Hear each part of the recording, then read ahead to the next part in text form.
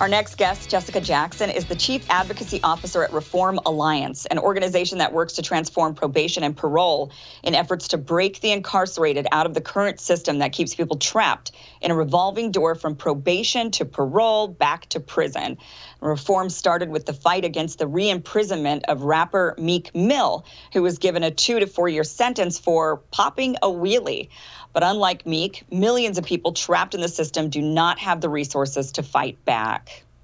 And now with COVID, Reform has called out the humanitarian crisis facing people in jail at risk for outbreaks. Reform Alliance Chief Advocacy Officer Jessica Jackson joins us now to discuss the legislation and policies it's working on for reform nationwide. Welcome, Jessica.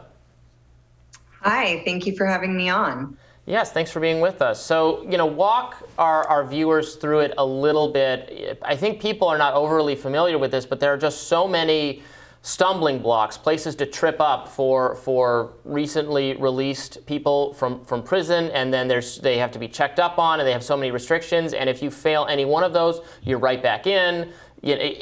Talk about how difficult it is. Absolutely. I think people are shocked when they find out how difficult the system makes it to actually succeed. You would think that in order to increase public safety, we would be trying to get people back on their feet by putting them on probation and parole. Unfortunately, it's often the actual opposite. People who are coming home face 44,000 collateral consequences. It's much harder for them to find a job, to find a place to live, to get transportation, to provide for their families, to access mental health resources or medical resources, or to even get help with substance abuse issues that they might be facing. Many times this can lead to a breakdown in the system where they miss a meeting with their probation officer, or they can't afford to make a payment on their restitution, and they find themselves cycling right back into jail, even if they've been able to get other things in place in their lives, like a job or housing. And Jessica, can you lay out for people that didn't follow it what happened with Meek Mill? Yeah, so Meek Mill is a classic case of somebody who was sent back into the system for one of these technical violations. As you said earlier, Meek had gotten in trouble for popping a wheelie during a music video. He had also sought help for an addiction he developed after having shoulder surgery, and he had helped break up a fight in an airport that he came across, which put him in contact with law enforcement officers. All three of those technical violations resulted in a 2 to 4 year sentence. Now, Meek, as you said before, had the resources. He was able to fight back. We were able to help get him released. But there's millions of people who are facing these collateral consequences. In fact, there's 4.65 million people who are on some form of supervision in this country or incarcerated. And those folks need help too. So that's why Meek joined up with some superpower friends of his and started the Reform Alliance. What was the wheelie violation? Was it that he had lost his license and so therefore wasn't allowed to operate a vehicle? No, so where he was, wheelies were prohibited by state law. Oh. So sometimes you'll see technical violations for things that are prohibited by state law. Sometimes you see technical violations for things that are just everyday life, like spending time with a relative who's also been incarcerated. Flip a U-turn, go to prison, apparently, right? Jessica, so what would you say the reasoning or the motivation is for the parole system to if somebody goes to prison because they had some sort of a criminal act, like if any one criminal act, and then they're on parole, and then what is the reasoning or, like I said, the motivation to then put them back into prison when they commit a crime that's not at all even related to the original crime that they committed? What do you think that is? Do they have like an actual logical reason for this and say, well, because if a person commits one crime and then they, this is showing that they're not rehabilitated if they commit these, I guess like pop a wheelie, or is there some other sinister motivation behind it, like a monetary motivation? Well, oftentimes it's not even a new crime, and that's the problem.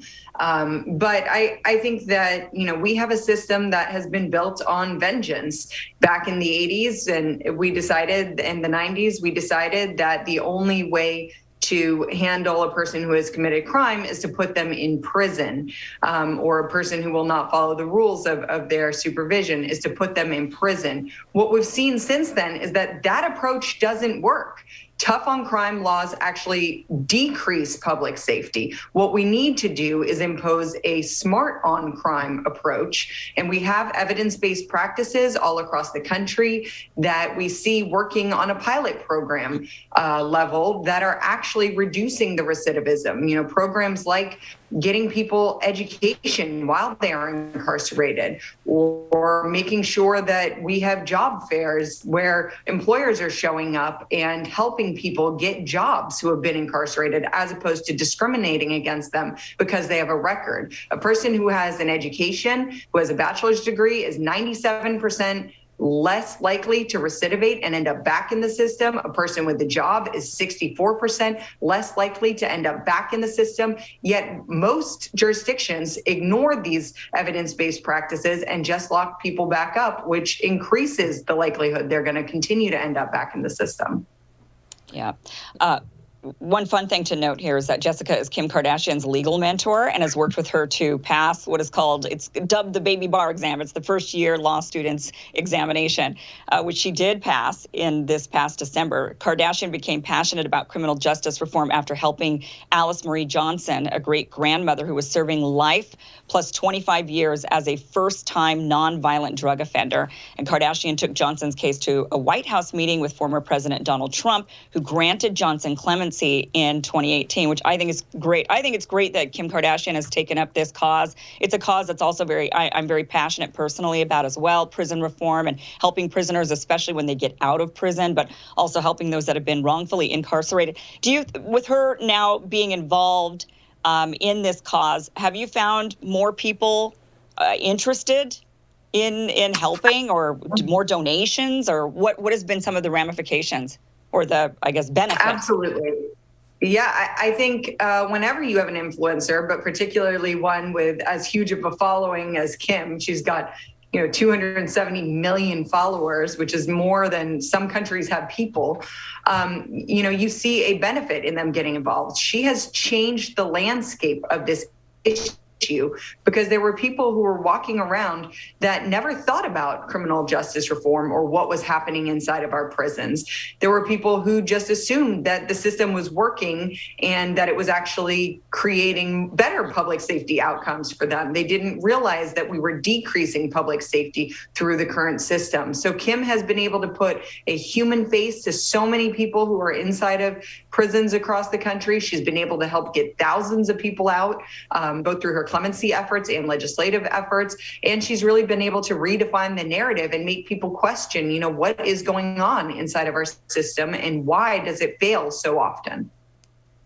Yeah, absolutely. And there are so many, it won't totally empty our prisons, obviously, to concentrate on just cases like Alice Marie Johnson, but there's so many people serving these long sentences who are not who would, if released, would not be at a significant risk of reoffending, certainly not at risk of violent crime, or the kinds of things we're so afraid of, that they've aged out of the kind of time period where you see the vast majority of violent crime. So at this moment where we're all, I think, increasingly concerned with the perception that is right in many cases, that it is getting a little worse out there. There's been more, murders, other things in many cities.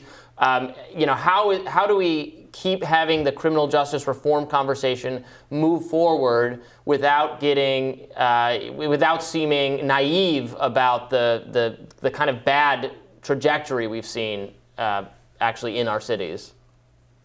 Well, I think a lot of people want to point to the rise in crime and use that to indict the efforts of criminal justice reformers like myself. But I think it's an indictment of the current system. To me, it's just further evidence that the system we have of incarcerating people and letting them out with, a bus ticket and a good luck doesn't work. We need a system that actually addresses the underlying reasons why people are committing crimes. You have people who can cycle in and out of the system a dozen times over the course of a few years and still be homeless, and still have mental health issues, and still have substance abuse addiction issues, still not have life skills or education or any viable job opportunity. Those are the reasons why our system is failing and why we're seeing this rise in crime. We need to actually see more reform, not less reform. Well, Jessica, thanks so much for the work you do, and thank you for joining us today. Thank you for having me on. And we will have more Rising right after this. Stick around.